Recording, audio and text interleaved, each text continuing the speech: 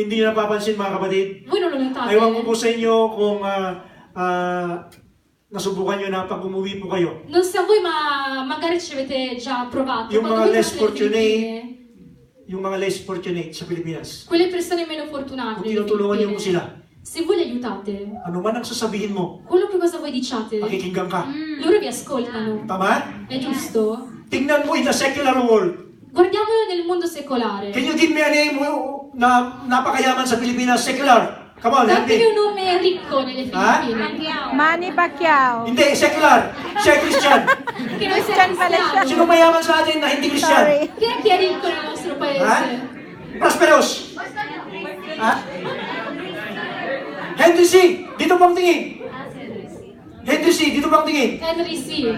How about hahawak mo na Henry C. successful? Questo uomo di successo. At siya'y magsasalita. E poi inizia a Napakayaman. dire, è molto ricco. Sa tingin nyo kaya pakikinggan ng tao o hindi pakikinggan? Tulungan nyo ako. Secondo voi lui verrà ascoltato delle persone oppure no? Dahil very prosperous. Visto che è una persona molto, Pakikinggan. che ha molto successo, Tama lui verrà po? ascoltato, no? Now mga kapatid, you are blessed, you are positioned. In altre parole, voi fratelli siete benedetti, siete posizionati. Kapag purang pinag-uusapan at kayo ay kikilos, Quando si parla di poveri e se voi operate, pakikinggan po kayo. allora voi verrete ascoltati. Lalong-lalo na kung kayo matulungin, kayo sa amen. Specialmente se, Lahat po tayo specialmente se siguro voi na-experience na natin yun. siete persone che aiutano le persone povere. Pakikinggan ka. Voi verrete ascoltati. Dahil may sekreto ka. Perché avete un segreto. At ang sasabihin mo, sinong sekreto po natin? E poi che è il vostro segreto? 8 hours a day ba na trabaho? È l'8 ore di lavoro che facciamo? 1 million ba pesos sa bangko ba natin? Sono gli 1 milione di pesos che abbiamo in banca? Sino po? Tulungan niyo po ako. Ma chi è il nostro segreto? Ang ating Panginoon. Il nostro Signore. Amen? Amen. That's a great testimony. Questa è una grande By just testimonianza. being so kind to people. Nell'essere solamente gentili e buoni nei confronti delle persone. Amen? Amen. Kaya po mga kapatid, kapag uuwi po tayo sa Pilipinas, napakaganda pong opportunity po ninyo. Ed ecco At perché, sabi ko, fratelli, è davvero una grande opportunità per noi fare questa cosa una volta che andiamo nel nostro paese. Amen? Amen. Pero kung may lalapit po sa iyo ay nangangailangan lang ng 100, baka sasabihin nyo kapatid, ay ipagpipray ko sister ha. Magari se c'è qualcuno che si avvicina a voi vi chiede solamente 100 pesos e poi rispondete per dire ma sì dai ci pregherò su. Pero alam ko po mga kapatid na hindi po kayo ganoon. Però so benissimo che voi non siete così. Gusto ko lang po fratelli. kunin yung attention po ninyo. Voglio solamente catturare la vostra attenzione. Amen? Amen. One time sa aking trabaho, Una volta mentre lavoravo, hindi na ako nagtatrabaho ngayon. ora non lavoravo più lì. I keep on asking them. Continuavo sempre a chiedere loro Kumusta ang negosyo po ninyo? come stanno i vostri affari. Time of crisis ha? Era tempo di crisi, Sabi po nila, Loro mi dicevano sempre good. bene. Nagpa-prosper daw. Era comunque i loro affari andavano alla grande. Alam po niyo ang sabi ko, nagpa-prosper po kayo dahil sa akin. E sapete cosa ne rispondevo? Voi prosperate grazie a me, Dahil anak ako na ibigan. perché io sono figlio di Dio. Nagka-interest po sila. E poi loro sono Palagi interessati. kong sinasabi sila sa kanila. Infatti io No, dicevo sempre ai I'm miei bold capi. kapatid because alam ko ang kinatatayuan ko. Io ero audace di dire tutte queste cose perché sapevo la mia posizione. Naniniwala ba kayo mga kapatid, pinag-bless ni God ang mga amo nyo dahil sa inyo? Voi credete che il Signore benedice i vostri datori di lavoro grazie a voi? Inikiklaim ko yan kapatid. Io dichiaro sempre questo. Bakit tayo napunta doon? Praise the Lord. At kapag tutulong po tayo, kapatid, anong dapat natin gawin? May kasama. Noi aiutiamo le persone, cosa dobbiamo 1 fare? Corinthians 13:3. In 1 Corinzi 13:3. Sabi po niya rito na even though I bestow all my goods to feed the poor and though I give my body to be burned, isama ko na natin kapatid, kahit pa ibigay natin ang lahat-lahat po natin sa mga mahihirap, Sebbene dessimo tutto quello che abbiamo ai poveri, but have not love, it profits me nothing. ma se That's non right. abbiamo amore, questo io non traggo alcun profitto da ciò. Maring pupurihin ka, Magari voi verrete lodati, pero pansamantala lang yun. però questo è Amen. solamente una Pero cosa may kasamang temporanea. pag-ibig kapatid, Ma se invece tutto questo è accompagnato d'amore, aabot sa langit ang pagkipala mo. allora Praise la God. vostra ricompensa arriverà fino ai cieli. Ephesians 6:8, let's read. Efesini 6:8. Knowing that whatever good any does, he will receive the same that the Lord. Whoever is a slave or free. May gantimpala kapatid. C'è una ricompensa dal Signore, fratelli. Kapag binibigay mo ang sarili mo, including time, effort sa mga mahihirap Se at voi less fortunate, date voi stessi alle persone meno fortunate tutto il vostro tempo, tutta la fatica che avete, tatanggap ka rin. voi riceverete. Ang napakagandang tumanggap sa ibang tao. È bello ricevere qualcosa da altre Tama po? persone, no? Pero how about yung manggagaling sa Panginoon? E invece ricevere invece qualcosa che proviene da Dio, Makaka-receive ka galing sa Panginoon. voi ricevete sì qualcosa che proviene da Dio. Hebrews 13:16. Ebrei 13:16. Do not forget to do good to others. Non dimentichiamoci mai di fare del And bene share agli with altri e condividere loro. Kung minsan, alam niyo ba mga kapatid, marami pong taong natatakot sa salitang share. Sapete, ci sono molte persone che sono subito intimoriti dal sentire la Kasi parola akala po condividere. nila sila ang nawawalan. Perché loro pensano che sono loro a mancare Pero sa qualcosa una volta che ekonomiya at sa vanno. prinsipyo ni God, Però secondo il principio di Dio, hindi ka nawalan. voi non avete perduto Dapat niente. maunawaan mo yan, kapatid. Dovete comprendere questo fatto. For example, if God speak to me to Ad bless somebody esempio, else, se Dio mi dice di benedire qualcuno and then I obey, e poi obbedisco, hindi ako nawalan. io non ho perso niente.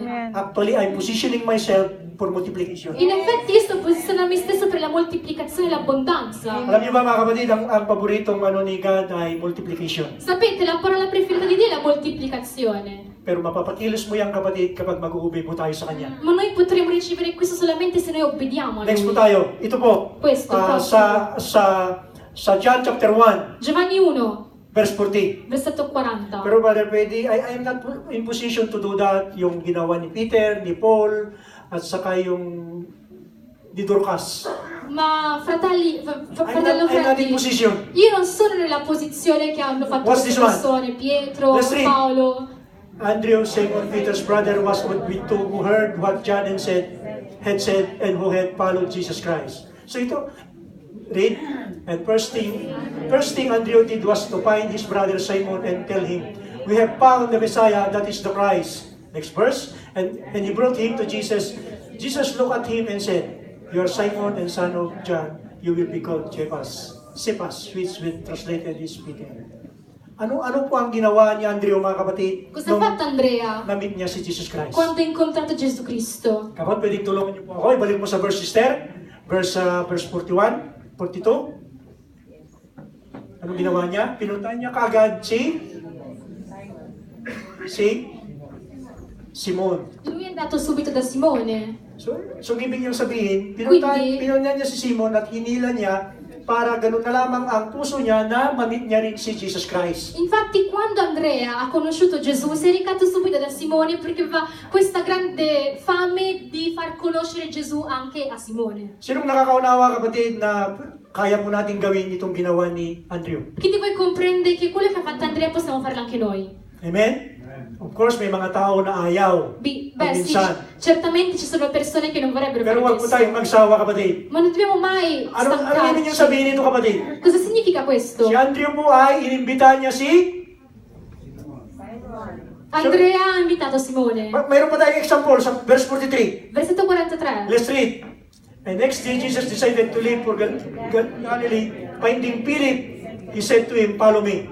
Sumunod si Philip. Philip, like Andrew and Peter, was from the town of Bethsaida. Next verse. Philip found Nathanael and told him, "We have found the one Moses wrote about in the law, and about whom the prophets also wrote, Jesus of Nazareth, the son of Joseph." Verse 46, what's this one? Nazareth, can anything good come from there? Nathanael asked, "Come and see," said Philip. Come and see. Come and see Jesus Christ. Vieni a vedere Gesù. So in other words, mga kapatid, don't ever underestimate the power of invitation. In altre parole, non sottovalutiamo mai la potenza I can give dell'invito. you examples in the gospel. Posso darvi esempi e su esempi qua sul Vangelo. In John chapter 4, Samaritan woman, In Giovanni capitolo 4 troviamo la donna samaritana. nung na-meet niya si Jesus Christ, Quando lei ha incontrato Gesù nagkaroon Cristo siya ng excitement, bumalik sa kanyang lugar at come and see. è nato in lei questo entusiasmo, ritornato nel suo paese dicendo Yung venite a tao vedere. nagsabi kung ano ang kalagayan ko. Venite a vedere la persona che conosce tutto di me. The Bible said that many come to believe Jesus Christ. E la Bibbia poi ha detto che molti credettero in Gesù. So, mayroon pa tayong example dito, mga kapatid, sa Matthew, in Luke chapter 5. Abbiamo altri esempi. Luca capitolo This is 5. very powerful.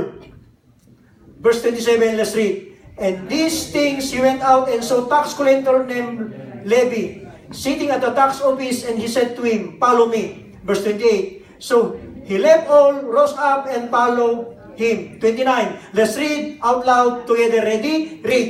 Then Levi gave him a great feast in his own house, and there were great number of tax collectors and others who sat down with them. Ano ang konsepto dito mga kapatid? Che concetto ricaviamo da questi versetti? Si Levi or si Matthew, Levio, Matteo, nag-organize po siya ng feast para sa mga tao. ha organizzato un banchetto per le persone, Para mag-preach si Peter così che Pietro possa predicare sa salvation, sabihin na lang natin na la gano'n. salvezza. Can you imagine kapatid, kung meron tayong idea ng ganito, Riuscite a immaginarlo, fratelli? Se avessimo un'idea del genere, can you imagine? riuscireste a immaginare Kahit birthday ko, can I influence somebody else? che anche nel festeggiare il mio compleanno posso influenzare qualcuno? Kung meron pong mag-preach, Se c'è qualcuno che predica, mag-proclaim ng proclama salvation, la salvezza. kaya po mga kapatid, I am encouraging you sa mga birthday po natin. Ed ecco perché, fratelli, vi Including incoraggio. myself. Quando festeggiate il vostro It's good to compleanno, celebrate. Kung pamilya lang kayo, è that's bello good and great. festeggiare se siete in famiglia, va Kung bene. kayo lang mag-asawa, Se siete soltanto voi come coppia, maganda rin mag-celebrate, nag-iisa kayo marahil. è bello anche festeggiare da soli. Pag mga kapatid, palawagin po natin yung kagaya po ginawa ni Matthew. Ma cerchiamo di ampliare quello che Matteo ha fatto. Nag-imbita po siya. Lui è invitato. Kaya mga kapatid, yung birthday po natin, yung 7th birthday, Ad esempio, infatti, il nostro settimo 18th compleanno, birthday, 18esimo